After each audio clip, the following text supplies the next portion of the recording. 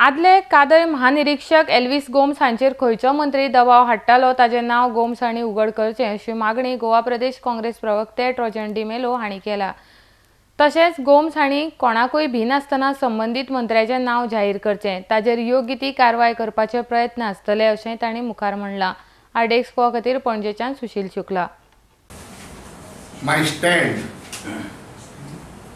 that Elvis Gomes was working under pressure, especially in particularly on the 2 lakhs square meter that was allowed to be lapsed, and that an FIR would have been lodged if he does not follow the diktats of the BJP to dance to their tunes politically, has been vindicated.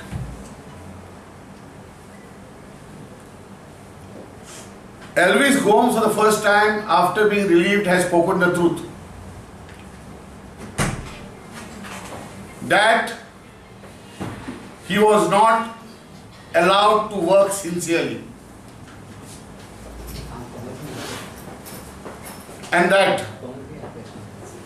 there was no room for sincere officers to work, thereby giving a very clear message that all officers there are not working sincerely.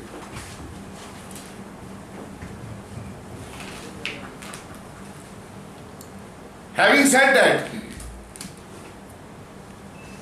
Elvis Gomes is duty bound now, as he has been relieved, to expose which ministers were pressurizing him to work insincerely, dishonestly, and against the rule of law.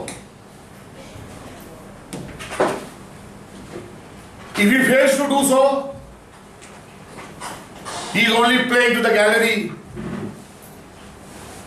and trying to proclaim himself holier than thou. He has to expose, because you will remember that the chief minister was on record to say when an officer is being investigated, we cannot relieve him. And I had said that they are working how to use him in the political arena. This has become true today.